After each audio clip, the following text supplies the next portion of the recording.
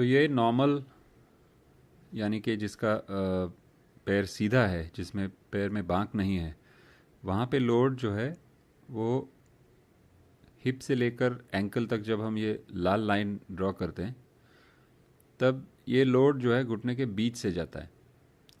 और जब ये लोड बीच से जाता है तो उसका मतलब है कि 50% अंदर की तरफ, 50% बाहर की तरफ होता है। और दोनों साइड ऊपर और नीचे वाली हड्डी में जो गैप होता है वो दोनों अंदर की तरफ और बाहर की तरफ वो गैप लगभग बराबर है। लेकिन जब लोगों को इस तरह का बांक होता है तो ये लोड जो है वो पूरा अंदर की तरफ जाता है। और जब पूरा अंदर की तरफ जाता है ये उस अंदरूनी भाग के लिए ज़रूरत से ज़्यादा लोड है।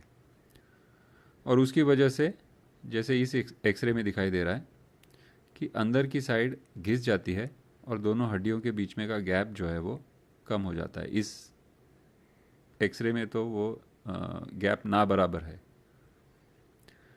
और ये गाड़ी के टायर जैसे अगर अलाइनमेंट ठीक ना हो तो वो टायर का एक साइड घिस जाता है, वो उसी तरह की बात है। ये मतलब मैकेनिकल चीज़ है जो सिर्फ वो अलाइनमेंट ठीक करने से दुरुस्त हो सकती है।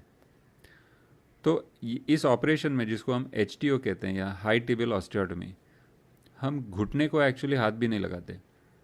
घुटने के नीचे जो हड्डी है उसका एंगल हम ठीक करते हैं, यानी कि अलाइनमेंट ठीक करते हैं। और ये करने के लिए दो तरीके हैं। एक, बाहर से एक मशीन सी लगाई जाती है जिसको हम फिक्सेटर कहते हैं, और दूसरा तरीका नॉर्मल सर्जरी से अंदर से एक प्लेट लगाई जाती है। ये दोनों तरीके जो हैं वो इस्तेमाल किए जा सकते हैं। और कुछ हद तक हमारी राय क्या है, इस पेशेंट को क्या चाहिए उसके हिसाब से, प्लस पेशेंट क्या चाहता है उसके हिसाब से हम ये डिसीजन लेते हैं।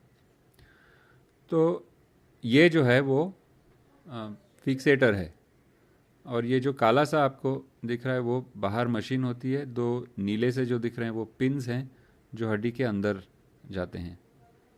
ये एक्सरे बताता है ऊपर वाले पिन्स, और ये जो है नीचे वाले पिन्स। ये पिन्स लगाने के बाद में हड्डी को कट करते हैं। और एक्चुअली इसको कट करने के लिए सिर्फ एक 2 टाके की कट लगती है। एक छोटा ऑस्टियोटोम नाम का इंस्ट्रूमेंट होता है जिससे कि हम हड्डी को कट करते हैं। तो जब पेशेंट ऑपरेशन से बाहर आता है तब पैर जो है उसका वैसा ही टेढ़ा होता है जैसे कि ऑपरेशन से पहले था। और 7 दिन के बाद में ये फिक्सेटर का हम रोज़ का 1 मिलीमीटर के हिसाब से अलाइनमेंट करते हैं।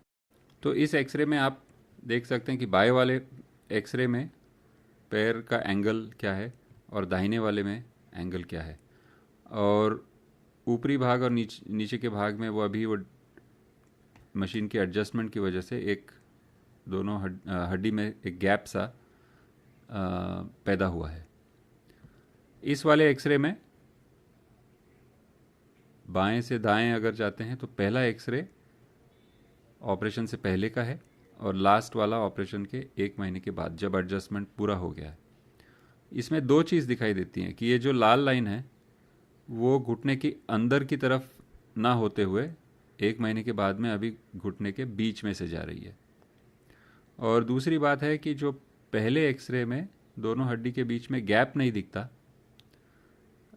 लास्ट एक्सरे में दोनों हड्डी के बीच में गैप दिखाई देता है। उसका मतलब है कि अभी अंदर की तरफ से जो ज़्यादा लोड पड़ रहा था वो निकल गया है। ऑपरेशन के दूसरे दिन से ही पेशेंट चलने लगता है। शुरुआत में वॉकर से चलता है और जैसे हड्डी मजबूत होती जाती है क्रचेस पे या एक काठी पे आ जाता है। तो ये 1 महीने के बाद पेशेंट चलता हुआ वीडियो है जो दिखाई देता है कि काफ़ी ठीक से और काफ़ी आराम से चल रहे हैं। हड्डी जुड़ने को 3 महीने लगते हैं। ये पहला एक्सरे ऑपरेशन के 4 हफ्ते के बाद है, और लास्ट एक्सरे जो है वो 12 हफ्ते मतलब 3 महीने के बाद। और लास्ट एक्सरे में आपको दिखाई देगा कि ये हड्डी अभी जुड़ गई है। तो दूसरे या महीने से पेशेंट काफ़ी ठीक ठाक या तो स्टिक के ज़रिए या बिना कोई सहारे चल लेते हैं। और 3 महीने के बाद जब हड्डी जुड़ जाती है तब ये फिक्सेटर जो है वो ओपीडी में ही निकाला जाता है। इसको कोई ऑपरेशन करने की ज़रूरत नहीं है निकालने के लिए। तो ये एक पेशेंट है जो फिक्सेटर निकलने से पहले चल रहा है, और फिक्सेटर निकालने के बाद में अंदर कुछ भी रहता नहीं है। तो ये एक तरह से फिक्सेटर का फ़ायदा है कि एक तो छोटे कट से ऑपरेशन किया जाता है, और दूसरी बात है कि उसे निकालने के लिए दोबारा कोई ऑपरेशन की ज़रूरत नहीं होती, ये ओपीडी में निकाला जाता है। फिक्सेटर निकलने के बाद उसके कुछ दिन बाद ऑपरेशन के घाव जो हैं वो इस तरह से दिखते हैं। प्लेट में बात वही है कि एंगल चेंज किया जाता है, लेकिन फिक्सेटर में जो रोज़ का 1 मिलीमीटर के हिसाब से करते हैं, वो प्लेट में हम ऑपरेशन टेबल पे ही उसको सीधा करके उसको प्लेट बिठाते हैं। क्योंकि यहाँ पे प्लेट बिठानी है तो इसमें जो है वो कट थोड़ा सा बड़ा होता है फिक्सेटर के मुकाबले। और ये कुछ चित्र हैं ऑपरेशन के दरमियान। ये ऑपरेशन से शुरू करने से पहले जब हम अलाइनमेंट चेक करते हैं, और इसमें अभी हड्डी को कट किया जा रहा है।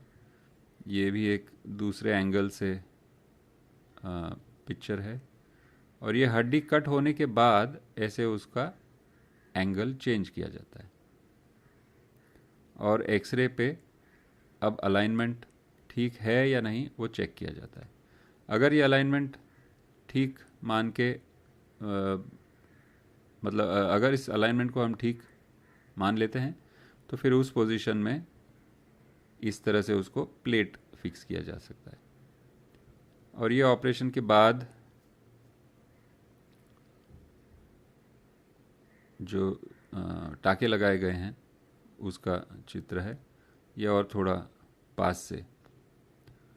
और ये अराउंड महीने भर के बाद उसी पेशेंट का फ़ोटो है। तो इसमें यह देखा जाता है कि एंगल तो दोनों तरीके से ठीक हो गया, पैर सीधा हो गया।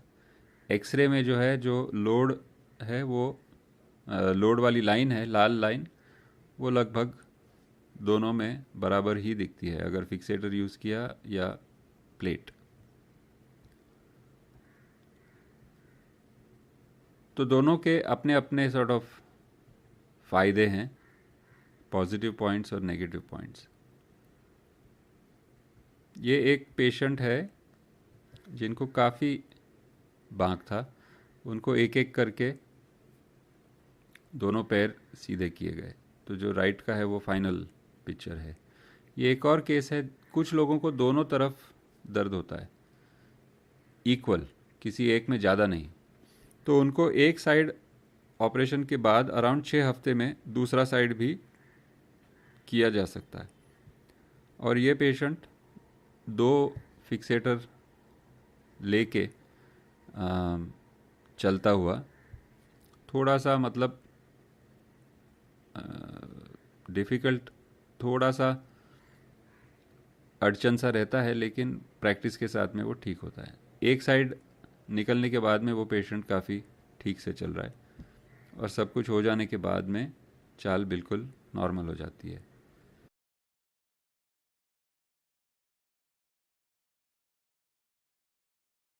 ये उनका 6 साल के बाद वाला एक्सरे जो बताता है कि एक्सरे में तो गैप बिल्कुल ठीक है अभी जो पहले था उसके मुकाबले, दर्द वगैरह के हिसाब से भी पेशेंट ठीक है।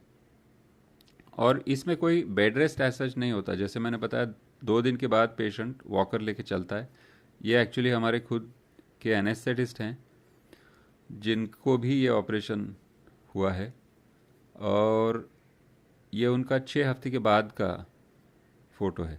जहाँ पे वो मतलब 6 हफ्ते में बाहर भी जा सकते थे, अपने काम पे भी वो एनेस्थेटिस्ट का काम कर रहे हैं इस पिक्चर में।